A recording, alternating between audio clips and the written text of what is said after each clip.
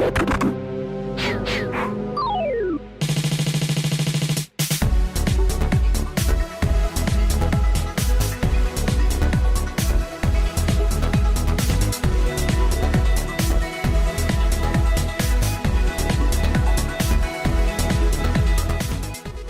and welcome to the Switchrpg podcast. I am one of your hosts, Gio, and I'm joined by just Johnny. What's going on, Johnny? Everything is good. Everything is good. Wow. Very optimistic you are today. Definitely. All right. If this is your first time listening, this is the show from Switchrpg.com, where we bring you the latest in the world of RPGs on the Nintendo Switch. This week we are talking about one of the last ones they said, mini direct partner showcase thing. They were specific when they said last. So. Yeah, they really enthusiastically said last one. So I'm really hoping that we get to see more of something else, maybe just like a true Nintendo Direct. But you know, we'll discuss. Don't forget to visit our Twitter, twitter.com/SwitchRPG. Visit our Discord, discord.switchrpg.com. And just check us out on all those social things. Johnny, what are you playing? I've been playing so many games, and by so many I mean just a handful, as you can see there. Because I mean we just talked not too long ago. I did finally finish Resident Evil 7. Okay. It's done. It's over with. I only had like 10 more minutes left to play to beat that game, so I finally did it. Did that last little 10-minute run through the salt mines. You were very close. Yeah, and the final boss battle was like so trivial, and it was fine. It was fine to get done with that game. It's certainly a good game, not great, but it is good. I don't want them to redo that style of Resident Evil. To me, I think Resident Evil 2, Resident Evil 4 style, that's where things should be, is right around that territory. Right. I don't think that's what they're going for. I think they're going for the same looking feel. What is it, like something with a village? The next one? I'd have to look it up. Yeah, Resident Evil 8, The Village or The Village. Yeah. Yeah, I'm excited for Village. Because it does give the atmosphere of Resident Evil 4. Okay. It's got that atmosphere going for it. So hopefully they don't make it so sluggish on the first person side of things. If it's more actiony, then I'll probably enjoy it more, but it's not where I want the game in the franchise to go.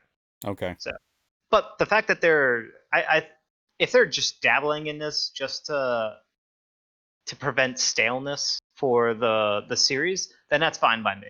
Yeah, I think that's actually good, because it really did get stale from 1 through 4 and all the iterations in between, and then and then let me finish. And then 5 was very different. It wasn't.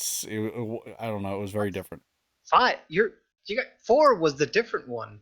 I understand 4 was a different one, but it was all kind of like zombie mode. Do you know what I mean? What? Or no? Am I not making myself clear? No, 4 didn't have zombies. 4 didn't have. Why am I thinking it had zombies then? It didn't. They were not zombies. Are you sure? I think you're lying. They were like these weird little parasitic, I don't know, ancient parasite things that they drop into you and they infect you. Okay. 4 was the one that took a major departure. Yeah, I'm remembering now. I'm remembering. It's 1, 2, 3, and Code Veronica that were all similar to one another. Yep. And actually, Code Veronica might have started the path towards being different, but certainly 1, 2, and 3 very, very similar, and 0 for that matter. So 1, 2, 3, and 0 were all like super similar. 0 was where it really started to get same. But Samey 0 was pretty good. Yeah. What did you think of 5? 5 was sort of taking what they did in 4, but went in the wrong direction, where they went like over the top action. Okay. even though 4 was pretty over the top action, it still like straddled the line between sort of horror and action, and also making sure that you didn't have such fluid control over your character. So you still felt vulnerable in 4, whereas 5, uh, you're just you're just mowing down masses of zombie things. I don't know what they were in 5. I never beat 5, so I Yeah, can't remember what it was. yeah. 5 definitely seemed more like an action game. Yeah. And 6 was Six. just I don't know if anyone played 6. 6 was all over the place, and then they did before 7 they did the Revelations games, which was kind of like going down the 2 remake territory, except they didn't go full blown because that one was on. I think the first one was on a ship. Maybe both 1 and 2 were on a ship, an abandoned ship or a ghost ship or of some sorts or something like that. Okay. But they didn't kind of. They were. It was missing something. It was definitely good, but not great kind of stuff. So anyway, they changed it up from one Resident Evil game, or for they sort of go with a certain tried and true for a few games, and then they switch it up.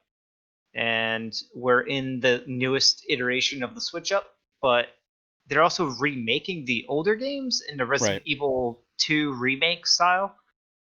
So maybe they might remake, probably not the first one, but they might remake Zero or Code Veronica. That Code might be Ver- the next Resident Evil game to get remade. right. That wouldn't be that bad. That would probably be good. Yeah, if they make it like Resident Evil 2 and 3, if they Hmm. remake it in that sort of engine, I'll be happy as kittens. Happy as kittens. Some kittens aren't that happy. Just Kittens in a mouse hole. maybe that's a little happier. Yeah. There we go. What else you got? So I finished that. It's good. And then I moved on to Genshin Impact, Oh and I dumped some good time into that one. man, that is just like if you're at all following a lot any of these RPG sites or RPG YouTube channels, everyone is playing that game. Everyone is kind of talking about the game. What do you think so far? I think people should not play it on PS4. Because that's where I'm playing it, and I Okay. think they should play it on PC Why is that? because there is a difference, big difference. Graphical difference? Not necessarily graphical, although you might think that it's like sluggish on the frame rate. It is running at 30 frames a second, so I will say that. Whereas PC's running at 60, and you can O- very definitely tell it's not smooth, but it's serviceable. The problem, though, is that the game always requires an online connection, Okay. and that induces latency during certain things where it's doing like this server check. It is very annoying when it does it. For example, I'm running around the field and there's harvest points that you can get. And normally when I watch my brother play on PC, he just runs by like a berry bush and he just spams the button and boom, he's collecting it right then and there. Right. I'll run by it, I'll spam the button, and then like 10 feet after past the bush, those items will actually log as being collected. So it's a little bit of a delay there. Wow.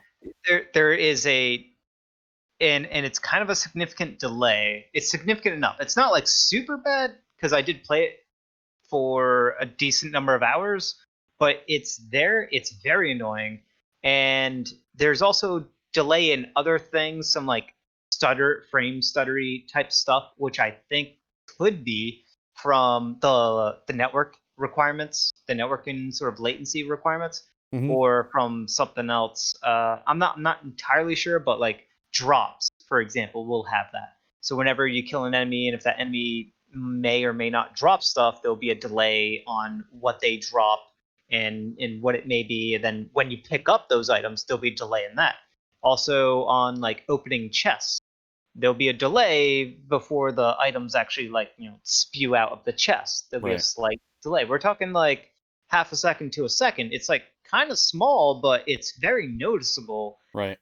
And then you combine that with a frame rate that barely hits 30 consistently. Hmm. Those things, it's just not as smooth of an experience as I was hoping for, and what I was seeing while watching my brother play the PC version. Right. So I mean, that makes me. What's that? there's some room for improvement though, like with some network optimization. It's got to something, right? I think if I were to hardwire my PS4, Yeah. I would have a way better experience. Yeah, So I would say so too. Yeah. yeah, I think that's what the issue is. But so it's something to keep in mind. But I'm worried about the Switch version because of these issues I'm experiencing on the PS4 version. I mean, they're gonna have to drop the resolution down I mean, because it's already running at 30 frames I on. I've been playing on my phone. Come on. Well, you can play it on your phone, but what's the resolution on your phone, right? How'd they Maximum optimize that? maximum. It- It's Does it 4K. look does it look good though? Does it look as good as the PS4 or the Mm, PC version? yes, 4K. No. Really? Yeah, I have a Google Pixel 5. 4K. Look, that's probably 4K upscaled. Yeah, I'm not exact. I have no idea what it is, but it looks good. It looks fine.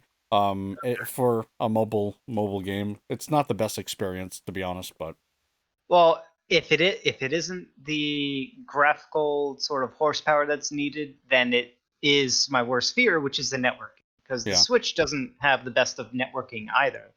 So, yeah, and my Switch is direct cabled, so yeah. As well, as is mine.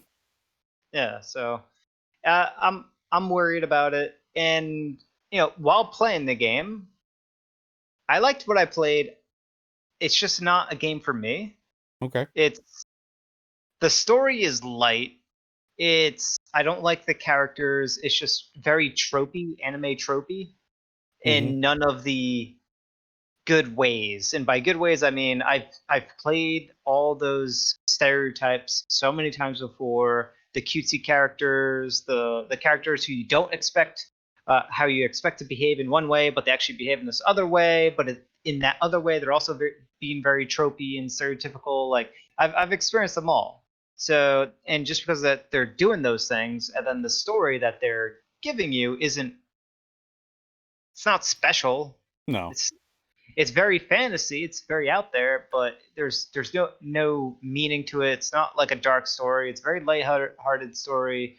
It's there, but it's not bad. It's just it's not like it's not grabbing my attention whatsoever.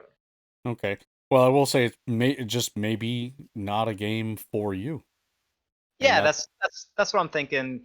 I could, but once again, I could see myself playing it more. It's just I don't want to dump all that extra time mhm, when I could be playing, something overall better, right? okay. So if I had to like sum up where I think it would land score wise, I would probably say somewhere in the 7 range, Hmm. uh, and maybe get up to a low 8. If I had to guess, if they were to make a Switch version and it played as good as the PS4 version, then I would say right around there. Yeah, that's still But a the good PC game. version, I would say, is in the mid to upper eights. Yeah. Yeah, it's still a good game, for having that kind of a score. Yeah, I wasn't The only thing that was disappointing was just that weird quirkiness with the always online connectivity stuff. That's the only thing that was really a drawback. Yeah. Everything else was fine. I like the exploration of the world. Hmm. I do like the fact that you kind of have a good deal of flexibility on where you can move and how you traverse, because you can climb a lot of stuff. You can reach some pretty high heights. You can do the little glidey ability type stuff. All Hmm. that stuff is pretty good, and there's cooking, but it also kind of seems like they threw a lot of stuff into the game for no reason at all. Like none of it was like it's like, oh, I gained a level, and the levels are kind of insignificant. It's like, who cares? Because all it does is just marginally increase your stats, which isn't that big of a deal. Right. Well, I So mean, it is an ever-growing game. They can always add event. Or I know that they're going to add events. Kind of like your MMO type of stuff. So there's room for improvement. There's room to grow, which I think is important. So they they got a lot of events in there and stuff like that. They're certainly they give you plenty to go with, yeah, especially for a game that's free and a game that's very very large. You can definitely, if this game is your tickles your fancy, you're going to be tickled for a long time because there's a lot in the game, and right. there's if you dig it, you're going to dig it for a long time because it is a really good quality game. It's just not a game that I want to play, at least not on the PS4. If I Yeah. do continue to play it, I think I need to just delete the PS4 version and get it on PC because I that that delay, that sluggishness is annoying enough. Yeah, I wonder if you'd have a totally different experience if you were hardwired, but again, that's just not that's not everyone's how everyone's set up, right? Some people are set up wired, some people are set up wireless. So to optimize a game for two different things, I think there's got to be compromise there, you know? Yeah. Yeah, and I so moving on, I did play one other game, but I think we can talk about that game together. Oh. Because you also played it. What else have you been playing? Well, I've been still been playing Wintermore Tactics Club, a little less though, because I've been playing Ninth Dawn 3. Again, I kind of talked about this game, and it's really grabbed my attention. There's just a billion things to do, and if you follow the YouTube channel at all, I've been playing Ninth Dawn 3. But what the game you're talking about, and it's kind of like the whole premise of this entire podcast episode, is Hyrule Warriors: Age of Calamity. Now, I played maybe 30 minutes of it, and I seem to like it. I'm not a huge Warriors fan or a Misu game fan, but there was enough of, like we had mentioned many times before, enough story, enough narrative to push everything forward. It felt good. It felt like I was playing Breath of the Wild, honestly, just a little more button mashy, I guess. Yeah, Um, those definitely lots of story. They yeah. just they just give it to you. Lots. Yeah. Like the first 15 minutes it's all story. And I can Yeah. only and it's like I think the demo, which again we'll talk about, is the first chapter. Probably played like the first part of the chapter. I didn't even play that much of it. Yeah. But yeah, there's cool like what they do with the remote bomb. It's cool what they do with the ice thing. The arrow like attacks are all cool. Like all the animations are really fluid. The shield surfing ability is awesome. Uh, That's overpowered. That's what that is. what's that? It's overpowered. Oh, definitely. You could just circle around enemies and just annihilate them. I got a fire staff from one of those fire wizard guys, and that was really powerful. What did he do? He dropped it or something? Yeah, you didn't get it? Well, I fought that wizard with not with Link. I fought him with Impa. Okay. So I didn't. I Huh. wasn't paying attention as to whether or not I could have Yeah, grabbed the it staff. definitely dropped the fire rod, and I was able to use it on a lot of the bigger enemies, and it would annihilate them. They would be on fire, and then I could just go in and just kill them pretty easily. That would have been nice to do. Uh, But I didn't realize. there's a ton of stuff to do. There's like weapons galore. There's crafting and cooking. Yep. The weapons don't break, which is awesome. It's it looks like Breath of the Wild. It looks awesome. It is running at 30 frames sometimes. So Yeah, I will say that the frame rate is 30, and it on a good day it is 30. If you're spinning, you could tell if you sort of try to rotate the camera in one direction, you can definitely see like the choppiness of the images yeah. as it goes with the lower frame rate that it has. But I mean, it didn't really get in the way of playing the game. I'll tell you what, I've played games with like terrible FPS, like 10 FPS at times, like Oh, Xenoblade Chronicles 2, and I had a freaking blast with that game. So I'm not as much as an FPS snob as a lot of people are. So I mean, I I'm okay with it at times, I guess. I'm okay with it too. I played Perfect Dark on the N64. I got in that game to sub 10 frames per second and still played. Nice. Did you know I just recently heard a thing, speaking of Perfect Dark, that they actually had they were a rumor, I think it was a rumor or kind of like something they were going to do with Perfect Dark is they were going to make you be able to put your face as the Yeah, character. yeah. So They're gonna basically, use the Game Boy camera. yeah, the game, like, you had to use the jumper pack on the controller and then put the Game Boy camera in that jumper pack, or no, I'm sorry, it's the shoot, what the heck is it called? Oh, Oh it's no. the memory card slot on the N64 controller. You plug in the Game Boy camera. It probably came with an adapter to slot the Game Boy camera into that memory card slot.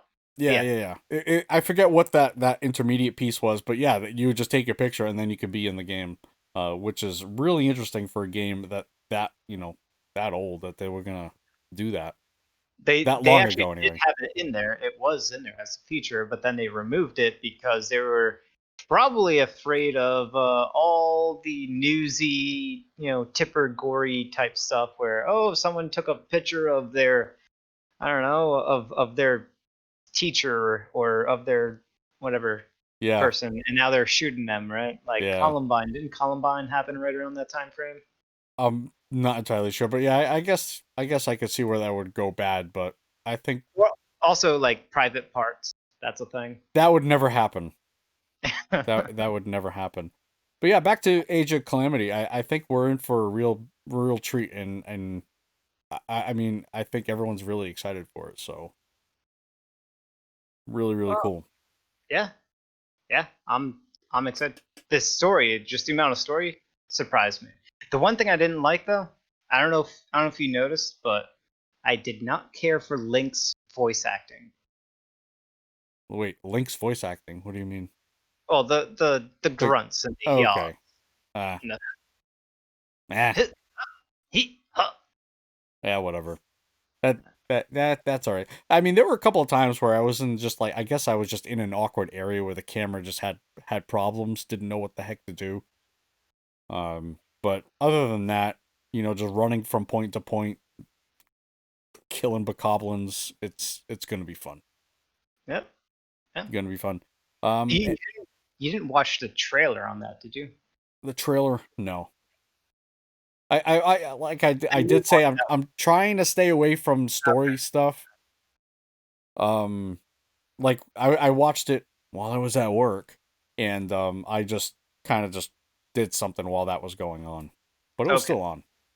because there was some spoilers on that big time. Yeah, I don't want to watch too much. I think they've already told us too much. I don't know if they're just trying to really sell us on it.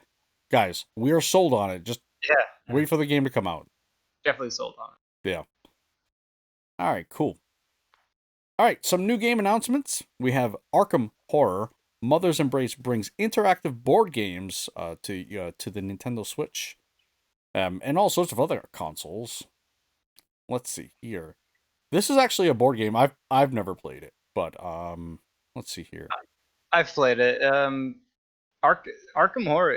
It's one of those classics in the board gaming realm.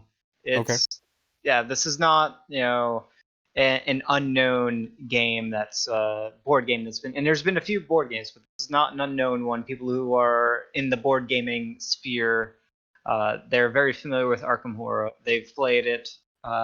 They've likely played it, and I can definitely see them being a fan of something like this, especially given our weird quarantine. A lot of board gaming has been made impossible Right. to do. So a lot of people have moved over to like Tabletop Simulator and other aspects, and a lot of board games have been getting converted into video game adaptations. And this is another one. So This is another one.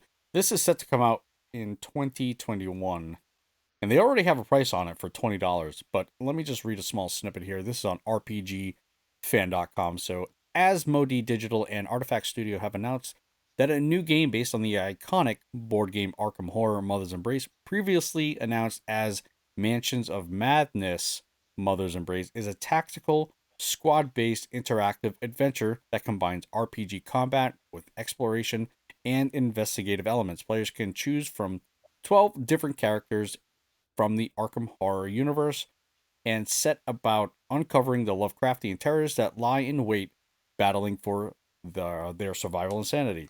It doesn't go into any more detail. Like I'd wonder if there were multiplayer aspects to this. I think that would, especially as you had said, coming from that realm, that would fit in really well here. Yeah. Yeah. All right, cool. Next we have Chulu Saves Christmas. This is a Zboid Games. They're coming out with a physical version. You can get it out digital. It's actually, I think it's out now. Yeah, out now. So turn-based RPG comedy Chulu Saves Christmas, which first launched on PC via Steam in December 2019, is coming to the Switch via Nintendo eShop on October 28th. PlayStation 5 is coming soon. So the console versions will add a new game plus mode unlocked after clearing the game, which allows you to replay the game with a few new story scenes and more difficult enemies. And then if you own the PC version, it's coming in as a free update. So yeah, if you want I don't know what kind of not freebies, added stuff is coming to the physical version, but Limited Run Games is having that. They're definitely gonna pack it with freebies. Yeah, they typically do. I'm trying to look for it real quick. I just love how you pronounce the character's name. What, Cthulhu? It's great. Cthulhu? No, nobody knows how to say it. Nobody knows how to say it. Chulu. It's Chulu. I like that. That's good. Uh, Chulu. Stop making fun of me. I think it's adorable. Shut So your good. yapper. There's just no right way to say it. Okay. I am trying to see what else is coming with this here. Give me Yeah. one. So if, in case anyone's wondering what the game plays like, I don't have video up. It's a little difficult, but it's kind of like a 16-bit-ish style RPG. It, Something that you would expect for like, trying to think of an RPG that looks similar. I'd say that probably like Final Fantasy VI. yeah. Right around that. It's Maybe Dragon Warrior. It's the same developer as Cosmic Star Heroine, so if you've played that, it works very similar in that case. So yeah, I can't find the freebies. You guys will have to do your own research, but it is certainly coming out. Oh, there we go. There we go. I got some gameplay with an ad. There we go. The So ad you'll cover. eventually have gameplay. Yeah. Yeah. Maybe this was made in RPG Maker because it looks like what you'd expect from an RPG Maker game, except this is using a better sprite art across the board, the environments and everything. Mm-hmm. Trying to see what the combat system looks like over here. Oh, that is weird. What is that combat system? They got turn handling. It looks like it's an active time battle system, and you can see multiple turns ahead for the characters. And let's see, what do you have for abilities? Oh wow, you got like a folders of abilities. You got skills, items, and whatever unite. So turn-based combat could be very interesting how they pull it off, because just the interface of what I see here it's weird, it's different. So And I want to say it was rated kind of good for Steam as well. All right, cool. Moving on, we have a sequel for My Time at Portia. And it is Portia. I want to set that straight because the devs corrected me. It's not Porsche. It looks like Porsche, but it's Portia. Anyway, My Time at Sandrock has been announced for PS5, Xbox Series X, PS4, Xbox One, Switch, and PC. There's currently a Kickstarter up for it. They're asking for they have a goal of 100,000 with 24 days to go. They're already at 157,000. So they've reached their goal. I'm sure there's going to be tons of stretch goals, which they've already reached quite a few. Well, they have stretch goals up to 5 million. That seems like a stretch, legitimately. But yeah, if you're into My Time at Portia, it's kind of a lifestyle sim type of game. It does have some combat in it, some house building things of that nature. I don't recall the social aspect of it. I don't recall if you could get married. I didn't play that much of it, but there's that coming out. It's got quite a nimble combat system in there. You got it's action, you're dodging, and the dodges looked like they're actually animated pretty well. Yep. Yeah, Impressive. and I will say the animation or the trailer that they put up, the animation and actually the character designs look better. So there is an improvement, which is good to see. It looks like there's a lot of like mini games, things like that. So yeah, I think a lot of people will like it. I initially when I initially played it, there were a lot of problems. They've since corrected a lot of the problems. Like the load time, I'm not even exaggerating, was 5 minutes long between a lot of the like zones. From in your house to out of your house, that's a zone. 5 minutes. You have to do that. Oh, You have to do that a lot. And they wanted you to build like your workbench and all that stuff inside your house. You just, if that was the case, you just couldn't. All my stuff was outside. that's a deal breaker. Yeah, it was pretty bad. They, like I said, they've since improved it, but the load times were very bad. Cool. So that is My Time at Sandrock, and they're hoping for spring 2022. Still a ways to go, but I thought we talked about Seven Nights, did we not? I don't remember talking about this at all. Yeah, Netmarble. We definitely did. I don't think so. Are you Maybe sure? if we did, because I'm looking at the UI and the combat system, it looks like something I've seen. Yeah, So we might have briefly mentioned it. yeah. I believe we mentioned this last week. But I did not see this trailer. So this is sort of like a bigger, expanded trailer that came out, looks about 1 week ago. A full version of the trailer. Yeah, it's a 6 minute trailer. Seven Nights Time Wanderer gets a November release date, so this is coming out really soon. Netmarble announced that its debut console title, Seven Nights Time Wanderer, will release on November 5th, 2020. The game will be available digitally on the Nintendo Switch through the eShop. A new 6 minute intro trailer, like I said, is viewable. This is on rpgamer.com. And it's based off of one of the company's most popular mobile titles, Seven Nights. But it tells a different story. So, I mean, it doesn't look bad. It doesn't look bad. I don't know if it's a game for me, but it's a turn-based game. It definitely looks like it has its mobile roots, I will say.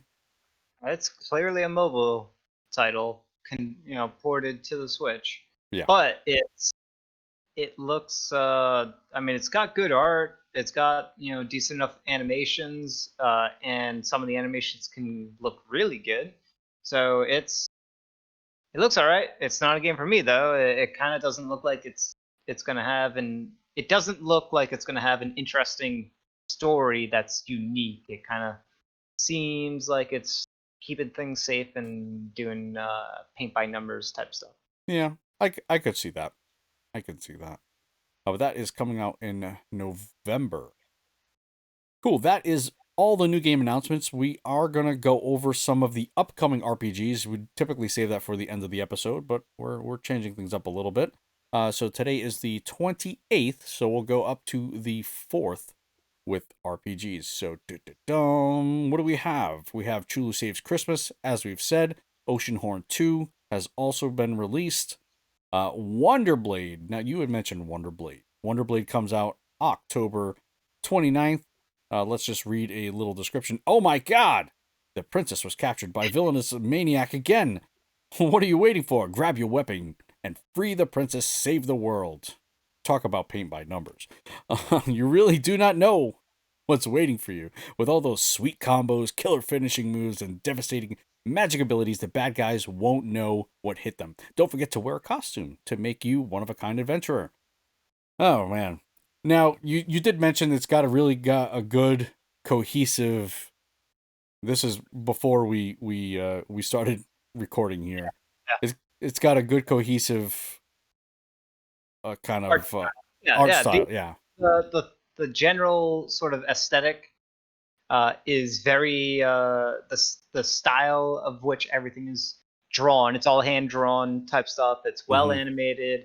It's cohesive all the way through. It sort of maintains that theme. I would say kind of like Castle Crashers. It looks like Yep. similar. It's not the same style, but it's similar to Castle Crashers. It's a very side scroll action combat system, kind of like a beat 'em up. Right. Kind of looks like that. You have this overworld. You're exploring around here and there. There's numbers that fly up as you deal damage. It looks very adventurous too. You can do, I guess there's like underwater swim levels and whatnot that you can do in this. So it kind of initially looks, just from the name, right? Wonderblade. It from it, used to be an iOS game, right? Ported over. So it kind of has initially, like, just the cover of it looked a little generic paint by numbers type stuff, but when you actually look at it in the gameplay, it it looks kind of good, kind of good. And I was on the fence with this before. Actually, I was on the opposite side of the fence. I didn't think it looked good at all. I'm watching the trailer. It actually looks like it might be fun. Yeah, It reminds me of like a Streets of Rage type of deal. Obviously, in the Castle Crashers kind of art style. Because there's like levels where you're running away from things and you're dodging like you're in a sewer or something. And you're dodging all these things coming at you, and this big monster chasing you. There's giant bosses. Um, this one might be fun. I think you're right. yeah. But it definitely has its again those mobile roots. But that might not be bad. Might not be bad. Might look at this one. Might look at that one. So this one's coming out October 29th. MSRP is $14.99. So yeah, take a look at Wonderblade. What do we have next? Next we have Demon Hunter. Demon Hunter is set to release October 29th. And this one, you love this one. Isn't that what you said? No, you were hating on this one a lot too, and I was looking at it, and this is clearly yet another iOS port over to the Switch. But it's kind of has if I had to describe the combat system, it's kind of up your alley. It's the isometric action combat RPG system, like Sword of, you know, Secret of, right? Yeah. Secret Yeah. of Mana, Sword of Mana Yeah, style. my biggest issues are the character designs. I'm just not a fan of these character kind of like your chibi type of character designs. Just not for me. Why, you don't have TV characters in Secret of Mana? Not like this, man. Not Not like like this. this? Not like this. No. Okay. No. Well, I will say, I will agree with you that the characters are somewhat generic-ish, Yep. but apparently you get like weird. I don't know what to call it. It looks like a rabbit and a flan got mixed together. I see it. Yep. What that is? Oh man. All right, so let's read a little description here. Stunning 3D graphics using toon rendering techniques. That's a new one on me. Experience a unique attack style with different characters. Attack, avoid, SD, action to enjoy control. What? Enjoy. Demon Hunter is the story of a hunter trying to regain peace by defeating the bug Demon created by the whole brain in the virtual world. I think this whole thing needs just a look see over.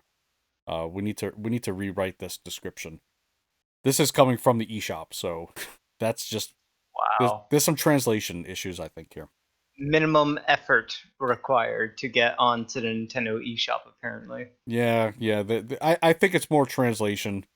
But yeah, take a look at Demon Hunter, October 29th, MSRP $7.99. Well, just keep in mind you buy what you pay for. There's that. Yeah. Next we have Legends of Eternal. Legends of Eternal, October 30th. Welcome to the world of Arcanus. On a day like no any other, a young boy returns home to find it in ruins and his parents gone. Armed with courage and driven by pain, his loss, he sets out on a journey to uncover the truth behind his family's disappearance. But what he discovers will forever change the world of Arcanus. So this is a 2D action RPG. Yeah, Uh, I would kind of describe it slightly Metroidvania-esque. yeah, I'm kind of digging this art style. I think it's kind of cool. I'm trying to figure out what it's similar to. It's kind of hard to put a finger on it. It's simplistic. There's no like detailing. It's sort of like shapy, but Yeah, it's hand drawn. It's like hand drawn shapes to define characters, but the actual sort of defining features, like featureless. There's no like eyebrows, no eyes, no mouth, no nose. right, right, right. You don't see individual fingers. It's got that going for it, so it's weird. It's good though. Like the environments are lush. They're detailed. They got multiple layers of parallax scrolling going Mm-hmm. on. There's unique platforming elements that are going on. I have no clue if this is Japanese developed or Chinese developed, but it's certainly Eastern developed in some way. And it's why are they talking about Xbox? I don't know. In the description you're talking? Yeah, yeah. Yeah, it looks like it was a copy paste job. Okay. Because it also says unique and gorgeous art. Admire beautiful 2D hand drawn art covering multiple environments, scaling up to a resolution of 4K on supported platforms.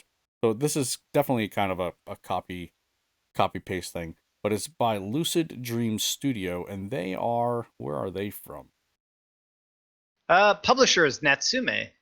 Oh, okay. That's wow. Yeah. Okay. Yeah, these guys look like they're from maybe Canada. I highly doubt that. What do you mean? Why would you highly doubt that? I'm telling you. Oh, okay, all right. You're spot on. Why is that gameplay trailer in a different language, in some sort of kanji characters? I don't know. Are you sure you're watching the right gameplay? I'm watching the right gameplay. Maybe that was a trailer for a different. Whoa, let's get rid of that. I, Get rid of I'm not entirely sure. I'm actually on the developer's YouTube channel. They only have 32 subs. Instant sub right here. So Lucid Dream Studio. Yeah, it looks. It Yeah, looks. I watched the same thing. You didn't see the kanji characters? I'm sorry. No, I didn't. Well, you need to get your eyes checked. Well, I'm trying. I'm trying to read descriptions and be informative while you're just playing and watching movies the whole time. I'm gonna have to I'm gonna have to contact the authorities. I and set things straight with you. So Anyway, on Steam, it's listed as indie action adventure story rich and action adventure indie. So it's got all of those details in there. I don't know. It looks like a Metroidvania, so I'm surprised they don't have a Metroidvania title. And they listed RPG on that site, so well strange. that's how it's listed in the Nintendo eShop as an art or it says role playing. Yeah. Cool. That is Legends of Eternal, October 30th, 1999 is the MSRP, and that is obviously USD. All right, what do we have next? I did not want to mention the next game because I think that's gonna do it. The next game is Bakugan, and I wish it was On Bakugan. Champions of Vestoria. Vestroia. Okay, here's the thing, right? For That's a terrible. Forget about the name. Okay. For, is there anyone out there that is going to get this? And if you are going to get this, what is drawing you in, honestly? Is it just the you like Bakugan? It cannot be the gameplay or the way it looks. It really can't be. If Because you haven't seen the gameplay yet, and you are a fan of Bakugan, and that's what's drawing you in, watch the gameplay because maybe you don't want to get this. right, cuz it just I don't know. It just really looks bad. It looks terrible. Yeah. And especially with a licensed game like this, it seemed like no care went into, I don't know, the environment and anyone living in it. Not, Like not at all. it's nothing. It's so stale. Well, the It's gameplay, here's the gameplay in 10 seconds. You run around a 3D field to pick up items by pressing one button. The other buttons you're going to push is every now and then when you build up enough mana, you're going to push a button to make your Bakugan do something. That's it. That's the entire gameplay. And if you can pick up more mana things to have your Bakugan do more stuff against the enemy's Bakugan, who's also in the same field picking up stuff, then you're gonna win. it just looks so lazy. Like they just ran out of like they just didn't want to do it. I don't even know. It just looks so terrible. It reminds me of another licensed game that just recently came out, Transformers Battlegrounds. You want to talk about nondescript environments, you want to talk about lazy just everything, especially being Transformers. This is my childhood, and it just looks so disgustingly lazy to me. Like there are Transformers fighting in a city, fighting in a town. It's a strategy type of RPG. I don't think it's considered an RPG. Whatever. I'll call it a strategy RPG. So they're in this town and there's nothing around.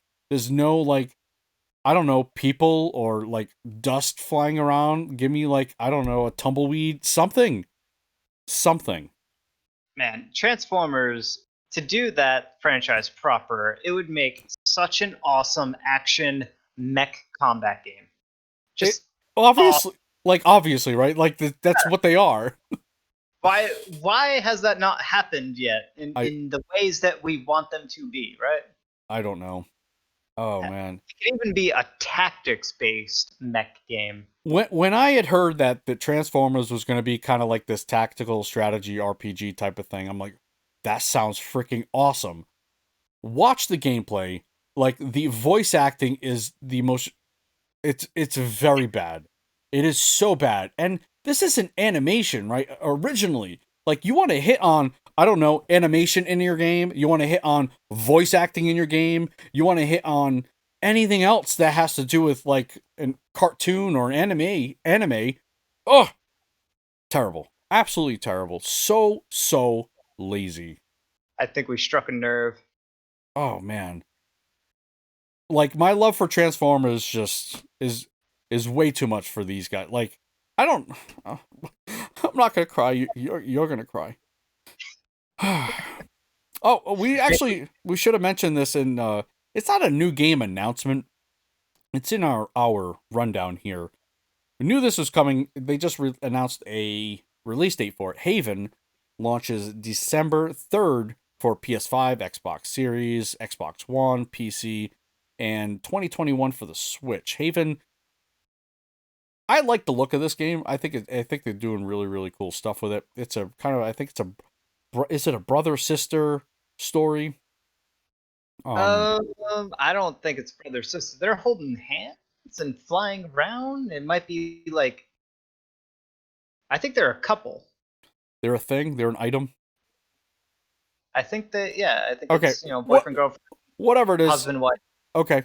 Well, you got this couple. It looks like it's very if you remember what No Man's Sky like that kind of like the vibrant colors in there. Um Yeah. I think it's got a lot of it's like almost like a resource management, but it's definitely an RPG. Cool stuff there. Haven. Well, I don't know about the RPG side of it. That part I don't know. It You don't?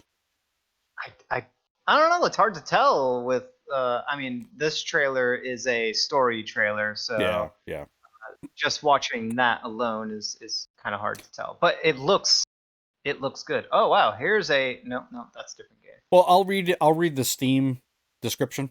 Yep. Two lovers. Okay, so that answers that question. Two lovers gave up everything and escaped to a lost planet to be together, glide through a mysterious landscape, explore a fragmented world, and fight against what's tearing them apart in this RPG adventure about love, rebellion, and freedom. I don't know. I absolutely I love this art style. I'm digging it. Oh, there is a combat system. It's turn-based. Oh yeah. Oh yeah. I'm seeing that as well. I thought it was an action It's an RPG.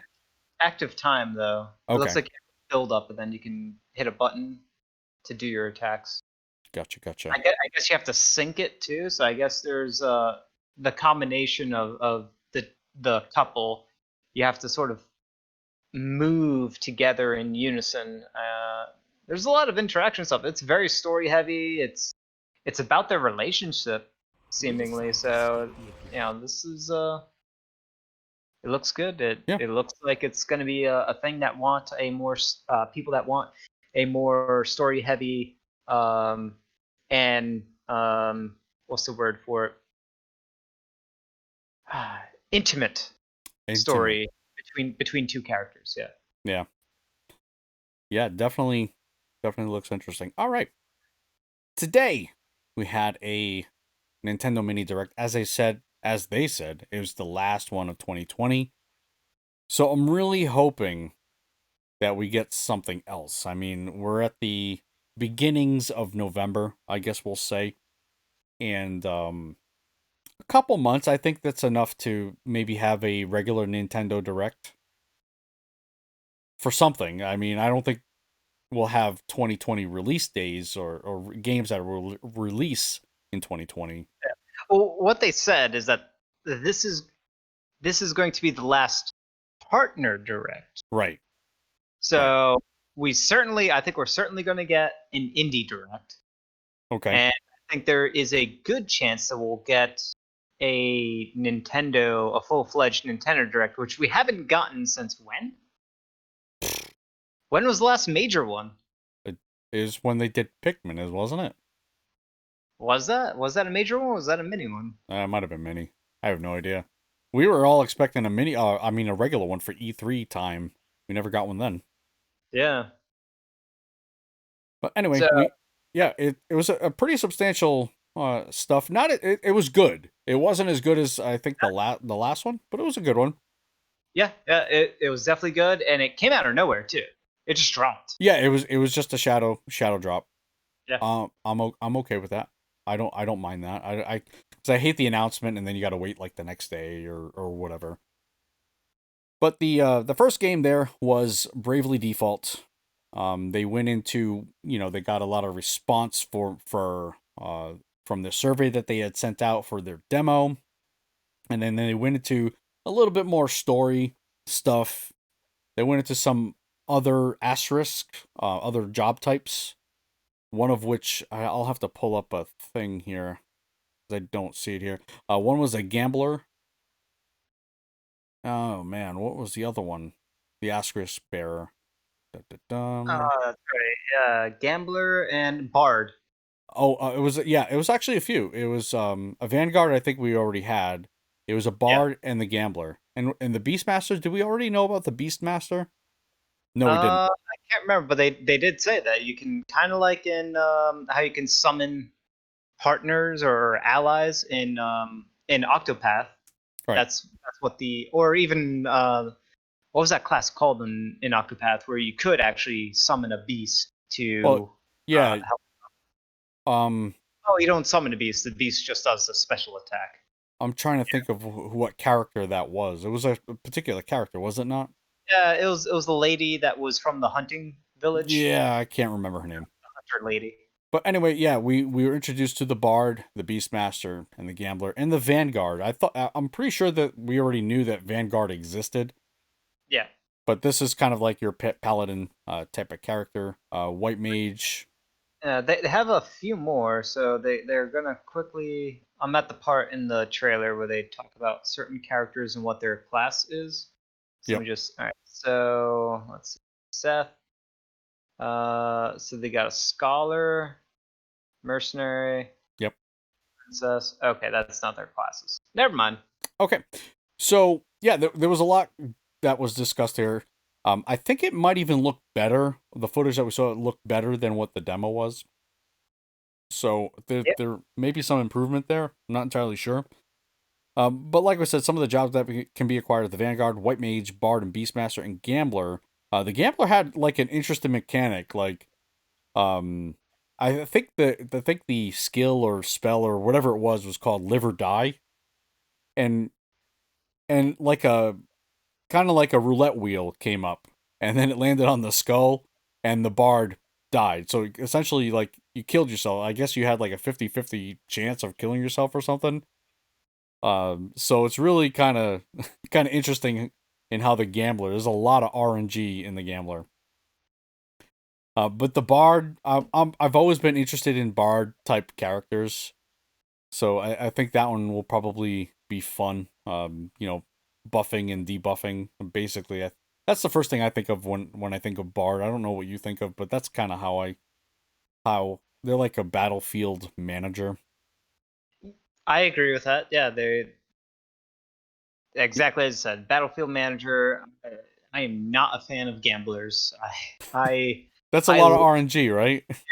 it's just too much RNG for me. I saw that roulette wheel spin, and I'm like, I'm never gonna select that class. Just get out of here. um, the White Mage, obviously, yeah, White Mages are always helpful. Vanguard, definitely helpful. Your Paladin type characters, but the Beastmaster is also interesting as well. Yeah. So they kind of commented on feedback. So they mentioned, oh yeah, by the way, we got like 20,000 people responding with feedback based on the demo that they released earlier this year. And then they said, oh, because of the feedback, we did a couple of things. And then they mentioned those things. And one of them was the gameplay, the difficulty. Yeah, the people said it was way too difficult, Too difficult. which I mean, it kind of was a little difficult. There were some difficulty spikes. I will just say that there was some difficulty spike. It wasn't a well done demo, okay? Because Yep. there was just difficulty spikes kind of in random areas. So Um, this is going to have three difficulties. It's going to yeah, have casual, normal, and hard. yeah, So is that changeable on the fly? And is there going to be incentive? Because there's been plenty of RPGs that have had difficulties changeable on the fly, and some of them add incentives to when you boost the difficulty to higher levels, and that became a fun little thing to tool around with, like the Tales franchise. When you increase difficulty, you get more rewards for it. So yeah, like they, more XP, more gold, that sort of stuff. yeah, I think it was tied to the grade system in Tales. It also kind of depended on which Tales game you're talking about. But Yep. yeah, it was kind of like that. Yep. Yeah. Yeah, I don't know if they'll let you change it on the fly. I have no idea. So yeah, did we? I I thought we had a release date for this already, but we No, apparently we didn't. I had it in my mind, and maybe I was hopeful it was coming out this year, but apparently it's not. It's coming out February 26, 2021. So we got a little bit of time. It'll be here before you know it. That's for yeah, sure. few more months. That's that is I was with you. I was kind of expecting it in like December, but if it gets pushed by 2 months, that's not a big deal whatsoever. And this kind of has something. This adds something to look forward to at the very beginning ish Yeah, of next year. yeah. Because we need it. I mean, there isn't. If you forecast RPGs for the Switch out, kind of frightening. It's kind of scary. All right. Next on that direct, we had Story of Seasons, Pioneers of Olive Town. Set to release on March 23rd in North America, March 26th in Europe. I don't know why they do that. I mean, I'd be mad. I don't know. I don't know why there's a separation there. But I don't know. Whatever. You can find Story of Seasons Pioneers of Olive Town reveal as part of the Nintendo Direct presentation. This is on rpgsite.net. I am not very familiar with the Story of Seasons games. Are you familiar with them at all? Yeah, it's Harvest Moon. Okay, so it is Harvest Moon. Yeah, it's the same people that make Harvest Moon. It's that they just can't use the name Harvest Moon anymore. Or we've talked about this, but anyway, it's that. So this is Harvest Moon, and this looks like it's the next major iterative jump gameplay wise. Yep. From Harvest Moon, and it kind of seems like it.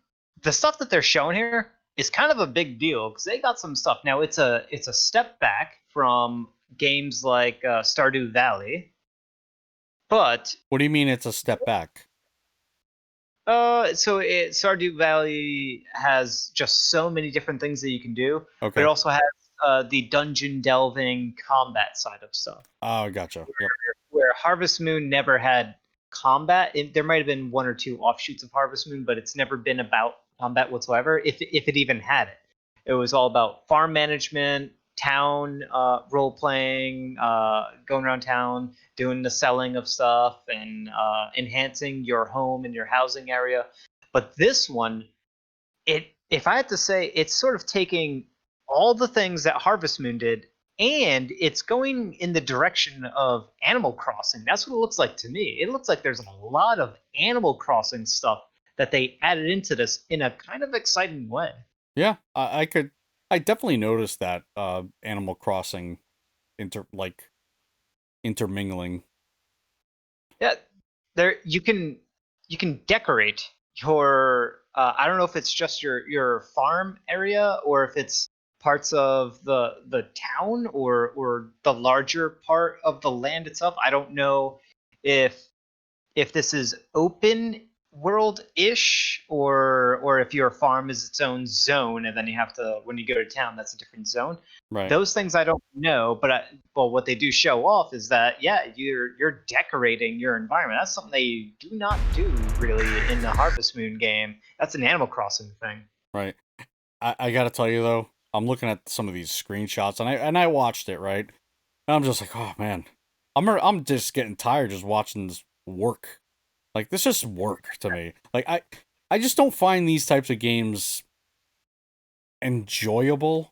I don't know what it is. Maybe just people like just kind of relaxing type of stuff. And that's all good. That's just, your thing. I don't know, man. It's like constantly growing your radishes or strawberries and got to get them watered or they're done. I'm already stressed out just thinking about it, and Eventually, I just can't do it. eventually you'll get the automatic sprinklers. Oh, you're right. You're right. You're right. All right.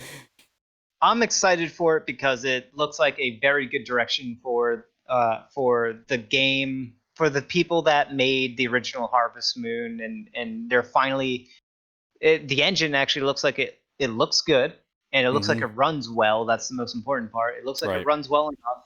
So I'm excited for it. I'm probably not going to play it, but I think my Yeah. girlfriend, she would be all about this Yeah. because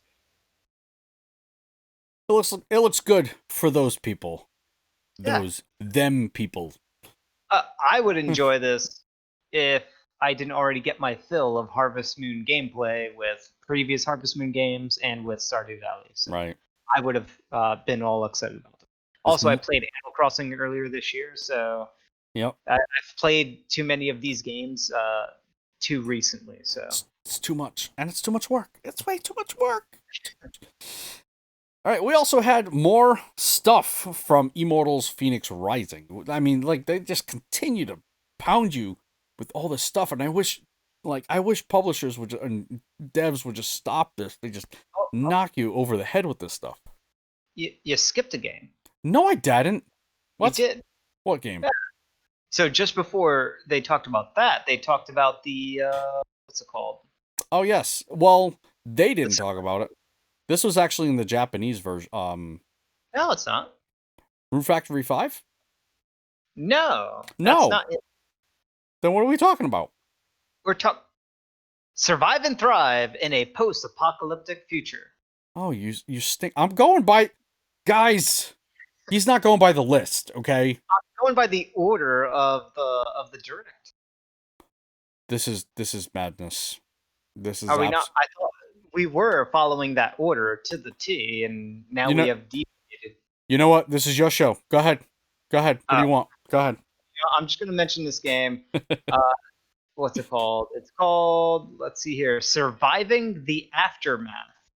So that's the game. I guess I'll read off a quick description. Survive and thrive in a post apocalyptic future. Resources are scarce, but opportunity calls. Players can build the ultimate disaster proof colony, protect their colonists, and restore civilization to a devastated world. Remember, the end of the world is just the beginning. The Nintendo Switch version of Surviving the Aftermath launches in spring 2021, and there is some interesting stuff for this game. I'm excited. So if you just look at the video work, right? Visually impressive. Mm-hmm. It's got your colony, but then it also has like a world map. It's got certainly has combat, and it looks like it was like other people or like bandits, scavengers, whatever, that are Right. assaulting your compound, colony compound, or whatever. So you got to defend against that. I'm guessing you're going to go out and have colonists go out on teams and go on excursions uh, and travel around, and perhaps there'll be even more combat environments there. Mm-hmm. And some of the details of this game, I mean, there's some interesting stuff. Like, let's see here. You have to recruit multiple people, and there's a lot of people with. It says here 80 unique specialists, each with their own skills and motivations. So unique motivations to manage your colony's resources and production. Send them beyond the gate on scientific missions, scavenger runs, and to fight bandits. So you can send them out to do combat with the bandits, as I said before. Uh, the fact that they are here's an interesting thing. There is a reputation management system. Right. Says here, every decision can have dire consequences on your colony's survival. Your reputation with other societies will affect your ability to trade and can even affect your relationship with their leaders. Colonists have a mind of their own and will react to your choices. That is some exciting stuff. Yeah, I'm There, interested to see how, like, because it's almost like base building. It reminds me of, I think you had mentioned this Frostpunk. yes. So there's just like how big can your settlement be, and then how you maybe interact with like neighboring towns, things like that. I think that'll be an interesting mechanic. Um, but yeah, I'm kind of digging what they have going on here. It's post-apocalyptic, but it doesn't look like Fallout green and browns. There's some vibrant colors popping in there as well. Yeah. Uh, Uh, a word of caution that I will sort of raise. Now, the game is playable on Steam, but early it is access, yeah, in early access. yeah. And the review score for it is the user review is at 64% positive. So that's a very low rating. However, it's early access, so probably a lot of those complaints and displeasure is based on the fact that it's early access is probably buggy and unfinished and stuff like that. So this can certainly become a way better game. And I'm seeing like grid systems, almost like hex style grid. Right. I mean, this is kind of exciting. I'm excited for this. I'm definitely interested because you can imagine like this is kind of like Civilization Mm-hmm. meets Fallout. Right. That's a great analogy. I think you hit it right on the head there. And if you're not excited for that, then you must be crazy. Well, you've 'Cause, been recently playing Civilization, haven't you? I've been a Civilization fan forever. I played, I think I started playing on Civ 3, and I've been playing every single one. Nerd. All right, cool. Um, was Back before Civ 3 was Alpha Centauri. I think that was my very first, you know, dive into Civilization style games, and Alpha yeah, Centauri is the best one. yeah. I think this is definitely one that they kind of snuck in there and kind of cool, kind of cool. I guess we're going by your list. So what's next? Well, next in the reel, the direct reel is the Immortal. Oh, so now I can read. Can I read what I was going to read? Yes. Now we're back on track. Yep. During a surprise Nintendo during a surprise Nintendo Direct Mini Partner Showcase presentation. Wow, that is. I don't know why I have problem with that little. Anyway, Nintendo revealed Immortals: Phoenix Rising will be coming out on the Nintendo Switch. Again, they've been just hammering this game to death. I don't know if they're just really trying to sell you on it. I have no idea. But we are constantly getting story trailer, this character trailer, look at this character, look at this, look at that, look at it's like, wow, just stop. Just knock it off.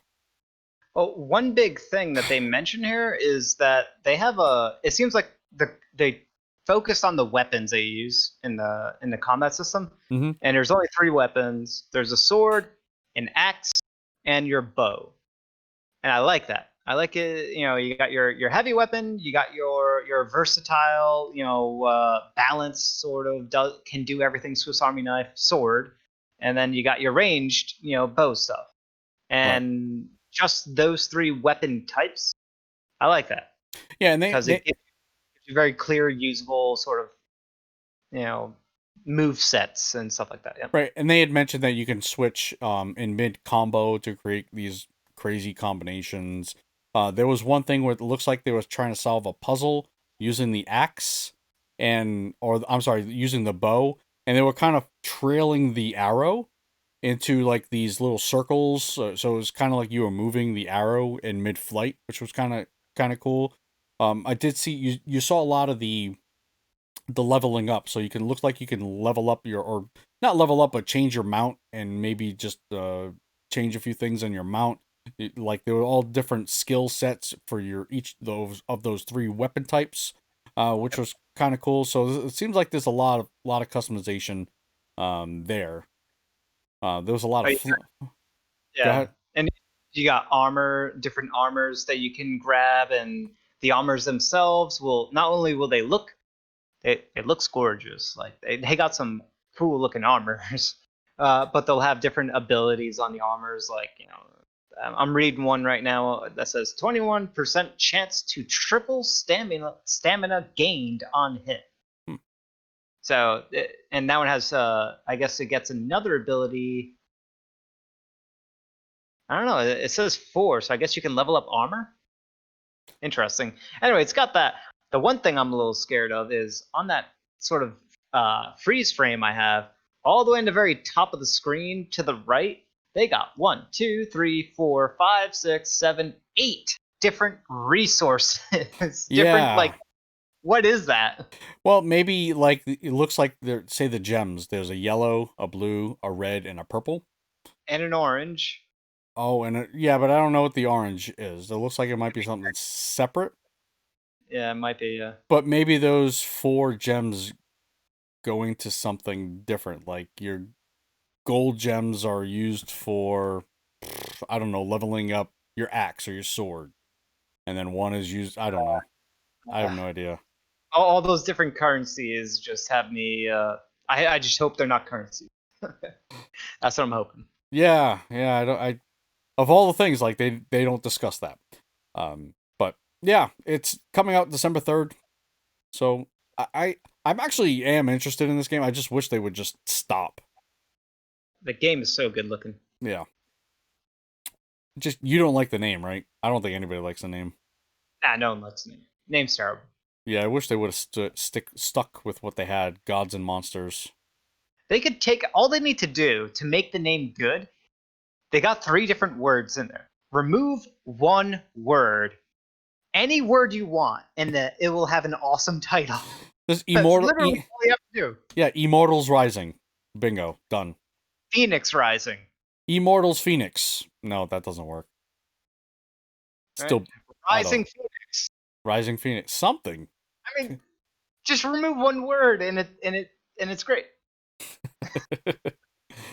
But yeah, I'm awaiting. I'm awaiting for the game. Cool. What's next? I don't even know what list you're going on, but it ain't my list, so. We already covered this. I mean, they briefly showed Bakugan stuff. Yeah, forget it. Just keep going. Yeah, just I can't believe that game is being made. All right, after that, which won't be on your list, is they get into Griftlands. it is on my list. Hey, there we go. Bingo. So yeah, Griftlands is a deck building roguelike where you fight and negotiate your way through a broken down sci-fi world. Every decision is important, be it the jobs you take, the friends you make, or the cards you collect. Death comes quickly, but each play offers new situations and strategies to explore. Again, this was one of those games that was just kind of shoehorned in there. Nobody, again, not really expected, kind of a surprise, which is awesome. But again, it's one of those hand drawn type of games, deck building, card based roguelite or roguelike, I don't know. Yep. RPG. Now, It's so it's available on there's a free demo available to play on Steam. The game is available to play as is in early access on Steam. It's got lots of user reviews, which is sitting at a 96% wow. positive. 96, that's quite high. The game is it's looking real good with the graphical style. It looks like it's also doing some unique things as well. There's a lot of wackiness going on in here. Some of the and you mentioned it, the animation. I mean, it's quite lengthy and well animated. It's almost like you're watching a Saturday morning cartoon type thing, or a more modern day Adult Swim type of put together. Mm-hmm. Uh, and I will say, Steam sort of suggests games that are similar to this one. And one of the first ones, Darkest Dungeon, is very similar. Apparently, Steam thinks this is similar to Darkest Dungeon. And that to me is a great, great thing. It is a great thing. And one of the other great things is that it's from the creators of Don't Starve, Mark of the Ninja. I haven't played these other ones, Oxygen not including, and Invisible, but I know that Don't Starve and Mark of the Ninja are pretty well known. And Shank. And Shank 2. Okay, I'm not familiar with those, Yep. but yeah, this looks pretty good. Yeah, I'm very excited for it. What was the date on that one? Uh, They give they, it. yeah, it says 2021. Let Oh, me. What'd you say? summer, summer of 2021. Oh wow, not for a while. I mean, considering they're in early access for Steam, they're already adding mod support, which makes me think they're closer to finishing up that game. Yeah, I think what they're doing is they're just polishing, which is great. Like they're going the extra mile because it already looks real good. Mm-hmm. I agree. I agree. One game we didn't get here in the West, but Japan got was Rune Factory 5. They have a release date in Japan on May 20th. So they showed off a lot of the main characters, things of that nature. Again, this isn't a game for me, but I understand that a lot of people absolutely love this game.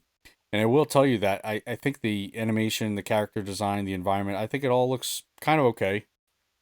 Again, even though it's not a game for me, but I will say having it looks like there's combat in Rune Factory, so it may be more in line with the way I like games, but I don't know. It's gonna play more like Stardew Valley, except with 3D models and in 3D graphics. Okay. So, yep. And what they're doing, the reason why that game doesn't look super super well is because Rune Factory games have been on the 3DS for a bit. Okay. So they're probably just taking assets that they've already developed for DS, 3DS titles, and then have enhanced that engine and enhanced those models to, and then port kind of not straight port. I'm not saying it's a port. It's certainly a brand new game, but they're sort of leveraging some of the stuff that they've already developed for Yeah. prior titles. Yeah. Kind of similar to what Pokemon did. Yep. Anyway, so yeah, that was in the Japanese direct. That makes the Western localization still having only a 2021 as its launch window date. So we still have no idea when we're getting it. It looks like Japan is also getting like this premiere edition where you get like you get a soundtrack, art book, that sort of stuff. A good box edition. Why don't we get good stuff like that? I Tired. don't know. I'm tired of it. Did we hit everything RPG wise? Um, I think so. I mean, I'm trying to go through stuff, trying to see. There was some interesting stuff with the cloud service stuff. I don't know if you want to talk about that. Yeah, I think I actually do want to talk about that. I think it's kind of cool that No More Heroes we're getting all of them at this point. So that is kind of cool. I just kind of wanted That's to. the cloud stuff, though. I know. I did want to. I wanted to mention that, and then the cloud stuff we're talking about, kind of like your streaming in of game. We're getting two of them actually, none of which are RPGs, but I wanted to talk a little bit about them. We have Control, which won a ton of awards. Whether you like Yeah, the game or not, it won a lot of awards. As well as Hitman 3. Both Hitman 3 doesn't have a release date. Control is actually out now. You can get it now. It also has a demo associated with it. I believe it's a time demo, maybe like 15, 20 minutes or so. But from what I hear, it plays pretty good. Now, again, it's we're gonna run into the same situation like you did with your PS4 and Genshin Impact. maybe. With maybe you're right, maybe. With well, I mean, it's gonna rely on your network. Well, You're my Switch is direct connected, so right. maybe that's better.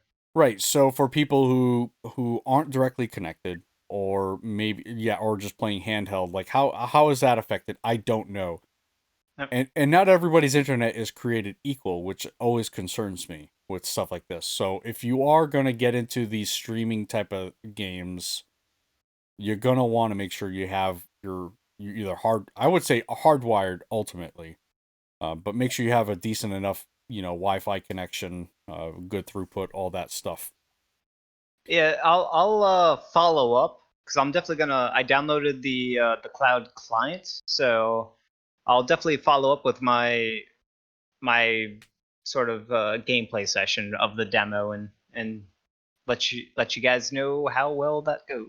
Yeah. But it's exciting, right? This type of tech finally making it over from what used to be Japan only Mm-hmm. is now making it over here to the States. I guess there's a bigger push for that sort of stuff. Obviously, everyone's locked in, no one can go out, so a lot of online play has been a big focus, Mm-hmm. especially with Smash. Right? They've been focusing more in Smash Brothers on improving online play, which Right. is something that they never really sort of focused on, and now they're focusing on. So the fact that they're bringing cloud over here, to me, can be, it depends, a very good sign.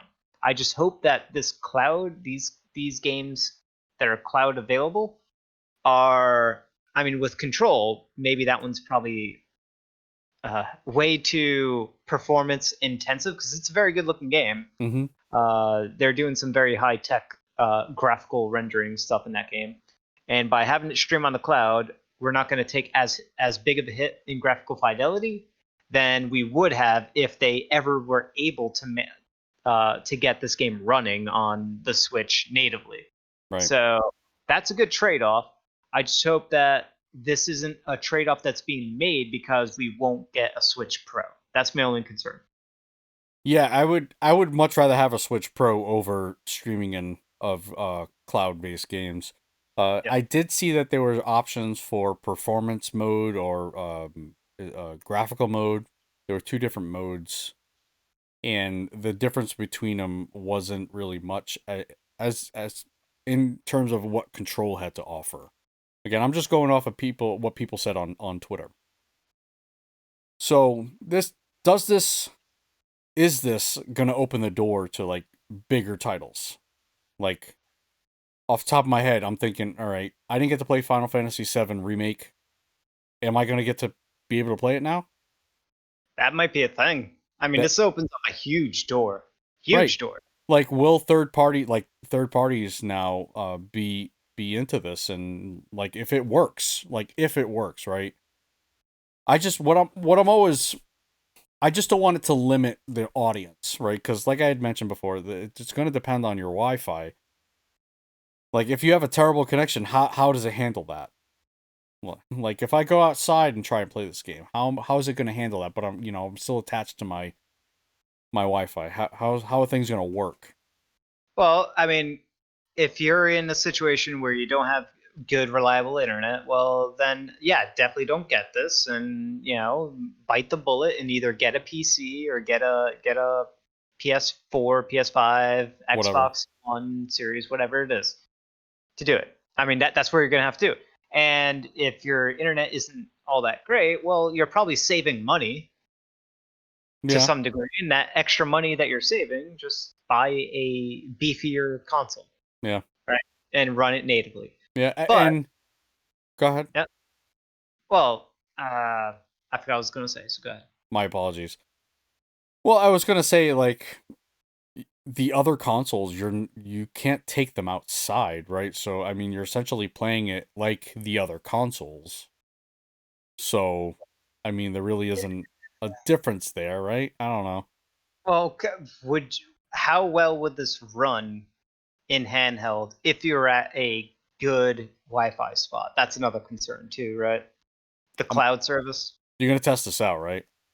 It can be tested. So No. that would be a very good test to see, like, okay, here's how well it runs wired, and then here's how well it runs, 10 feet away from your wireless node, 20 feet away, right? Right. Which node? How powerful is it, Yeah. right? What's the battery drain, if any? What I will say is this kind of allows, this is actually landing at a really good spot where it gives me peace of mind knowing that the these games are coming out in the near future can hit the ground running because we're getting a next gen console release very, very soon. In a matter of weeks, the PS5 and the Xbox Series X are going to Mm-hmm. be coming out. And that's a bigger jump up in graphical prowess. Yeah. And we're not really going to miss out with this kind of tech. We could actually get Cyberpunk I was just on gonna Switch. I was just gonna say that. I'm like, there's no way we're gonna get Cyberpunk. I don't know what you're talking about. I mean, I would love that. It is coming out for Xbox One. Eh, You say there's no way, but there's not through cloud service. We'd get Cyberpunk on the cloud. okay. It'd be Cloudpunk. Well, there already is a game called Cloudpunk. They can't do it. Give me Dark Souls 3. Give me Dark Souls 2 and 3. I I mean, think I think the Dark Souls games can run natively on Switch. yeah, well, give me them. Okay, I want them. Hmm. It certainly does open that door. I'm excited. Hopefully, we get it. I mean that's going to be a thing. I think that's actually going to be a thing when Microsoft is going to be ready to announce their Xbox Yeah, XCloud. services, the cloud and all that. Yeah, the cloud, the Game Pass, and whatever the other service that they have. I think it's all coming to the Switch. That's what I think. That'd be fantastic. Because I'm liking what Xbox is doing with all the additions they've made with their developers. So yeah, very good. That's actually gonna. Oh no, wait, we got one more thing. Rumorland. Oh, Did you want to discuss Rumorland? yes. Okay, you can discuss it. Go ahead. Go. All right, so Rumorland looks like Bando Namkai has Bandai registered a trademark Bandai called. Namco. I want to say Namkai. I don't, know, I don't know where that came from. Okay, go ahead. Go. All Go. right. They registered a trademark in Japan and apparently in Europe as well Mm-hmm. for Tales of Luminaria. Hmm. Tales of Luminaria. What is that? Well, that is probably going to be the next game that's coming in the Tales series. They're already working on and actually very close to releasing Tales of Arise. It was just Yep, Tales of Arise was just delayed, wasn't it? it was delayed, but they're in the later stages. So Okay. don't definitely they're very close to release on that. They're on the polish phase, most likely, and that game is coming out. I think it's going to be early next year. I think that's what it got pushed out to. Yeah. So it's coming soon, and now they have this one that is being registered. So this one has been in development probably for at least a year, maybe longer. If I had to guess, is that this is going to be a Switch specific Tales game. Say That's what what? I'm guessing. That's what I'm guessing because I think what they're doing is what Capcom is doing, which is Capcom made Monster Hunter World for the current gen, Mm-hmm. and because the World engine at the time couldn't work on Switch, they also decided, hey, we're also going to make a unique custom game for the Switch, specific to the Switch, which they already announced. What was that, like a month ago or a couple weeks ago? Yep. Few. Monster Hunter Rise, right? Yep. So I think this might be, there's Tales of Arise for the current and next gen systems, and I think there's going to be a Tales of, Luminaria for Switch I would. specifically. I would absolutely love that. I would love it too. So we are looking at this article on siliconera.com.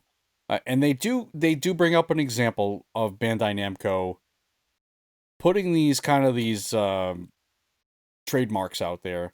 For example, back in 2013, Bandai Namco trademarked Tales of Zestoria, Tales of Creals, and Tales of Catastora.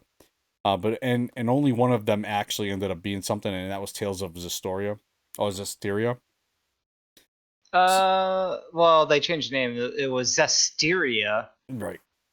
They didn't call it Zestoria. Right. So that's So yeah, I'm not sure. Maybe yeah, but anyway, only one of them ended up being something. yep. So And their registrations for Tales of Rise already happened. So this isn't a placeholder for that. no, It's not even close either, right? no, Luminaria and Arise, very no. far. And it does mention that Luminaria could be a smaller title or a mobile game. I hope not. It could.